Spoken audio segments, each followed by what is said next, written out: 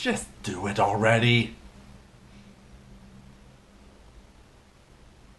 What are you waiting for?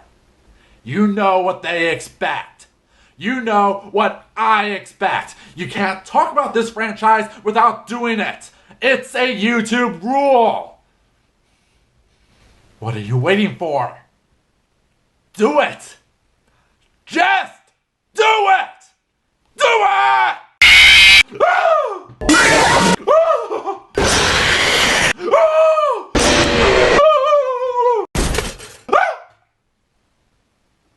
Was that a Pop-Tart jump scare?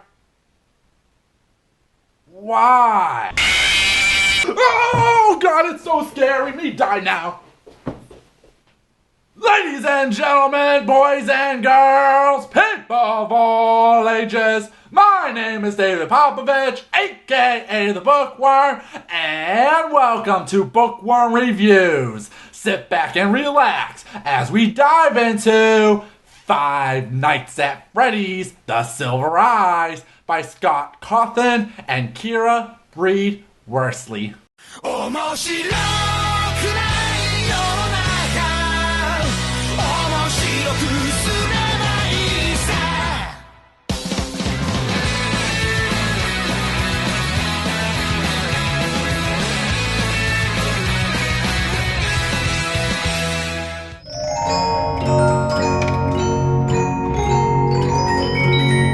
Can you believe it's only been 2 years since Five Nights at Freddy's was released? So I love the FNAF games. I've never actually played the games myself. I don't think I would even be alive surviving all those jump scares. But I enjoy watching Let's Plays of them, and more importantly, the lore hidden throughout the games, revealing the dark history of Freddy's. I don't think there's a single person on the internet who isn't familiar with the basics of FNAF lore, but the games focus on a place called Freddy Fazbear's Pizzeria, with lovable mascots where children get murdered and possess said mascots. In the games, you usually play a night guard trying to survive 5 nights before the possessed mascots kill you. But a lot of what has kept the franchise going is figuring out the story of Freddy's, which isn't easy since the backstory of the games are chopped up, spread out, and hidden like lost flashbacks, opening it up to a lot of theories.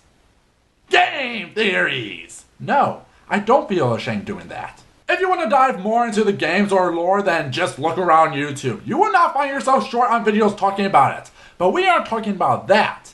We are talking about the FNAF book. Yes, Scott Cawthon took his series' popular name and with the help of a ghostwriter from a ghostwriting firm, created The Silver Eyes, which is more or less a reimagining of the FNAF games that, as Scott says, reveals a human element never before seen in the games. So let's not delay any longer. Let's see what awaits us in The Silver Eyes. He sees me. Who sees you? She heard the clash of metal on metal, and the furthest console rocked back against the wall. Oh God. She could see the way he looked at her, see the matted fur, and the exposed metal beneath the synthetic flesh. Oh God. She caught herself and looked up just in time to see the downward swing of the hook. Ah! Man, that book knows how to get your attention. I wonder what bloody details we are going to witness. Welcome to Hurricane, Utah. Charlie smiled wearily at the sign and kept driving. Wait, did I skip a few pages or... Oh, no. You didn't! That's from the climax, isn't it? You... Okay. This is a bad sign. On my journey to understand good storytelling, I have come to discover that if anyone starts their story off with a segment of the climax in the beginning, it means it's going to be bad because 1, you just killed all your attention in the book since I know nothing bad will happen to the character till that point, and 2, it means the first half of the book is going to be a pile of nothing. I feel like, we should start our stories where they begin, not start them where they get interested. Get out. God, I hate being right. So the main plot of the book follows Charlie, who is returning to her childhood home of Hurricane, Utah in over 10 years to meet up with some old friends to remember the death of Michael as his parents put together a scholarship in his name. Michael was the reason for this trip after all. It was 10 years ago since he died, 10 years since it happened, and now his parents wanted them all together for the dedication ceremony. As she meets up with the generic teenagers, dear friends, they talk about the place they all used to hang out as kids, Freddy's. But Michael was one of the 5 kids who got kidnapped and killed, though they never found the bodies. They discovered, though, that Freddy's was never destroyed, just built around a mall that was never completed. They find a way to get in and discover... "Hey, Freddy," he whispered. "Long time no see." The teens enjoy their time remembering their past, but for Charlie, she starts to confront sad memories connected to the restaurant since she is the daughter of the man who created the robots. As they explore more about Freddy's, they begin to realize there is a dark presence. They all heard it, grinding and broken words, almost too slow and distorted to be considered speech. They looked at each other. "What on earth?" Marla said. "No, it's just random static," Lamar said. "Sure, and the animatronics aren't possessed by the souls of dead kids." "Okay, so how is the book?" Actually, the book says it best itself. "I didn't know it was possible to be both melodramatic and boring at the same time." I'm not joking. The main premise of the book is the daughter coming to terms with her father and confronting the horrors that happened 10 years ago. But the book takes forever to get to anything interesting. The first half of the book is just boring.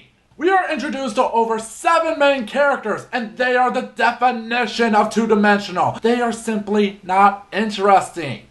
This whole book is not interesting. It takes way too long to get to the good stuff, which I get. You don't want to just have everyone running from ghost robots. You want to take time to build character and relationships and backstory, but you barely do that. You are given very little reason to care for most of the characters, and most of the backstory is stuff you would already know if you played or watched the 6 games. And it's not like there isn't a good story with the characters here, but the book never takes advantage of it. Like, one of the friends is the only one who never left Hurricane and was the best friend to the kid killed. None of that gets developed till the very end when we barely spent any time with the guy. There are some big revelations as we get actual names about the people who created Freddy's and learning more about the mysterious purple guy, but it's only surface level information. We really don't focus much, even though that is the only interesting part of the story. Why should I care about a bunch of no-name teens when I could be reading about a tragic history about 2 work partners? Hell, the book tries to explain the killer's motivation by having the other characters somehow guessing what his motivation was, and the answer being he was jealous. Really? Then there is the whole subplot of Charlie having a fear over one robot with silver eyes, which is revealed to be Foxy, but it never goes anywhere. We never learn what it is about the silver eyes that made her fear them, or how Foxy fits into her story arc, which is strange since the book is called The Silver Eyes. The book does this several times, featuring possible plot points that go nowhere, most likely because it's doing the same trick as the games by having you try to piece together the puzzle. But, oh wait, it can't be right since the book is a different telling from the game since they may or may not have all been a dream at. I'm done. We're done. I wanted to like this book. I really did. But I'm sorry. This is like reading a bad Goosebumps book. Worse than that, because at least I can have some fun with a bad Goosebumps. This book is just too flat to hold itself up. It's like a Stephen King novel with all the good parts taken out. There is an idea of a good story, but it never takes it to its full potential, and what you're left with is just a boring, bland, and forgettable story. Unless you are a mega fan of the games, I say skip the book. What about you, Internet? What's your opinion about Five Nights at Freddy's The Silver Eyes? Now, if I really wanted to be scared, I'd do something crazy, like Read Mission. Ah! Ah! Ah! Ah! Till next time, have a nice day. Ah!